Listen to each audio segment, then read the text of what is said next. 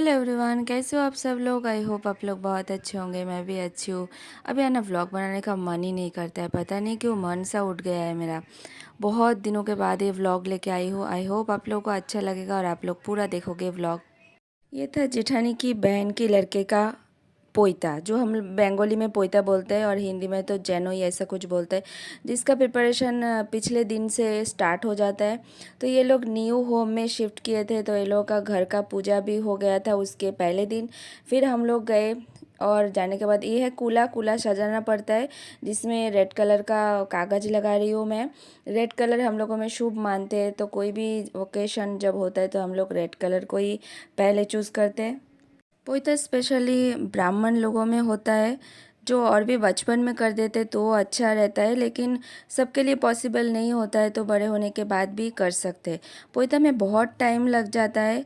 बहुत टाइम बोलो तो पूरा दिन भर लग जाता है, और मम्मी पापा का भी उनके साथ बैठना पड़ता है बच्चे के साथ। और पोइता में एक पोइता माँ और पोइता बाबा भी अलग से बुलाना पड़ता है। जो पोइता माँ पोइता बाबा होता है वो लोग कपड़े वगैरह ये सब गिफ्ट करते हैं बच्चे को, और उनके उनको ज़िंदगी भर के लिए माँ और पापा बुलाना पड़ता है, उनको बेटा मानना पड़ता है। ऐसा अलग से मम्मी पापा बनाना पड़ता है। तो हल्दी हमेशा के लिए शुभ होता है, आप लोगों को पता ही है। तो हल्दी वगैरह घोल रहे उसमें तिलक करने के लिए कूला में, और दिया लगा दिया एक। एकदम शादी जैसा ही प्रोग्राम रहता है, खाली लड़की नहीं रहते है इसमें। तो ये था ओनिक का पोइता। लड़के का नाम था ओनिक, और ये है उसकी उसका चाची। बच्चे हल्दी लेके आए थे और पान वगैरह लेके आए थे। पान सुपारी हर चीज़ सजा के रखना पड़ेगा, क्योंकि सुबह सुबह पानी भरने के लिए जाना है। हम लोगों में बोलते हैं घाट भोरते जाना। तो घाट भोर भरने के लिए जाना है, तो पहले से ही प्रिपरेशन करके रखना पड़ेगा, क्योंकि सुबह 4 बजे निकलना है। और हम लोग खा रहे थे लड्डू।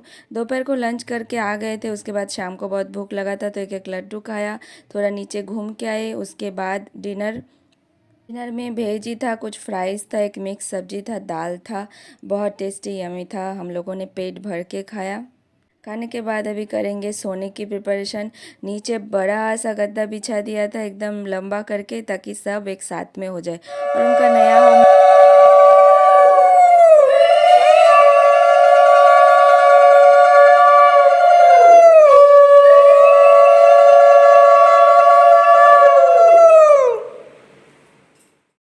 ये था। सुबह सुबह एकदम 4 बजे उसको आशीर्वाद किया, और दही चिवड़ा मिठाई सब मिक्स करके उसको खिलाना पड़ता है, क्योंकि दिन भर फिर उसको भूखा रहना है।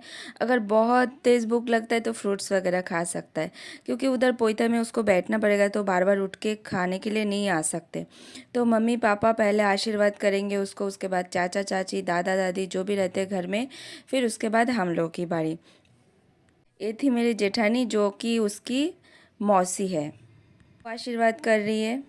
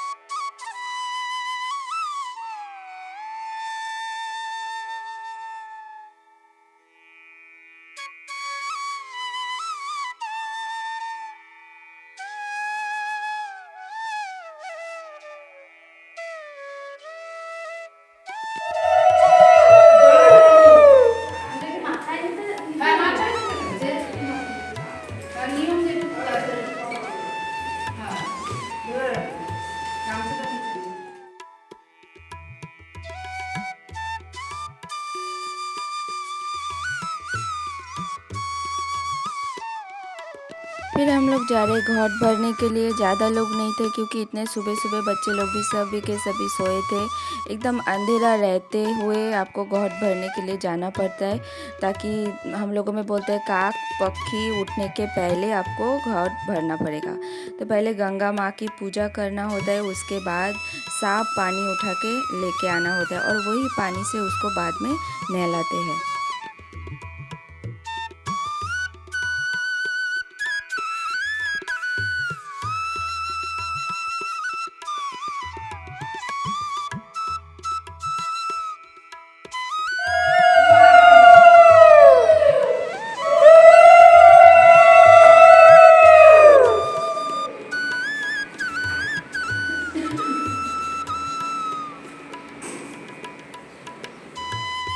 फिर इधर चल रहे ब्रेकफास्ट की तैयारी।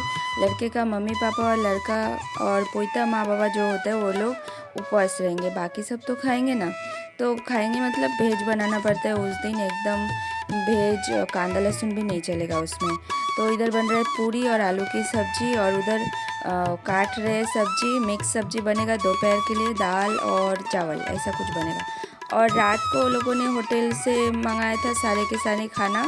रात को सब मेहमान आएंगे, दोपहर को हम लोग फैमिली वाले ही खाली रहेंगे। और वो लोग कुछ काम करने ही नहीं दे रहे थे, तो मैं बोला थोड़ा सा पूरी तलने के लिए दे दो या फिर बेलने के लिए दे दो, बैठे बैठे टाइम पास नहीं होता है। तो मैं थोड़ा सा हेल्प कर रही थी।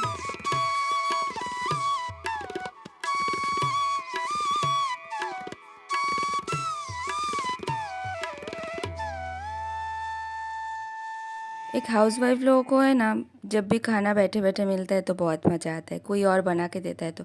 क्योंकि साल भर हम लोगों को खुद के हाथों का खाते खाते बोर हो जाते हैं, कोई और बना के देता है तो वो खाने में टेस्टी लगता है। ब्रेकफास्ट होने के बाद तब तक पंडित जी आ गए थे, सुबह 8 बजे बैठे थे और शाम को करीबन 5 साढ़े 5 बजे उठे थे। इधर चल रहा था उसका नहाने की तैयारी। वो बोल रहा था मेरा वीडियो मत लो, तो मैंने लिया नहीं क्योंकि नहा रहे थे। बाकी टाइम में उसने कुछ बोला नहीं, तो मैंने उतना ही छोड़ दिया। फिर इधर हम लोग थोड़ा सा हेल्प कर रहे थे, पंडित जी बोल रहे थे ये बना के दो पत्ते के साथ, तो मैंने और जेठानी ने वो बना के दिया। और इधर सज रहा था पूर्व पुरुष के लिए, मतलब जो भी आपके पिता के परपिता, उसके पिता, उनके पिता, जो भी होते हैं ना, तो उनके लिए भी कुछ ऐसा सजाना पड़ता है, उनको भी कुछ दान करना पड़ता है। क्योंकि ये सब चीज़ों में आपको उन लोगों के आशीर्वाद की बहुत ज़्यादा ज़रूरत होता है। और ये है उनका दूसरा रूम, एकदम बाजू में ही 2 रूम लिया है उन्होंने, 2 फ्लैट। तो ये दूसरा रूम में पोइता का काम चल रहा है, क्योंकि और वो वाले रूम में सब लोग आएंगे बैठेंगे, इसीलिए दूसरा रूम में इन्होंने रखा है ताकि एक रूम खाली रहे गेस्ट के लिए। पहले का तो और भी नियम बहुत टाइट था, 3 दिनों तक एक ही घर में बंद रखते थे। जिनका पोता होता था उनको, मतलब सूरज नहीं देख सकते हो आप 3 दिन तक, उसी घर में आपको खाना है, उसी घर में रहना है। तो सारे के सारे नियम एक ही दिन में कंप्लीट कर देते हैं। इसमें तो सन्यासी बनना पड़ता है। जब सन्यासी बनता है तो एकदम अलग ही लुक आता है।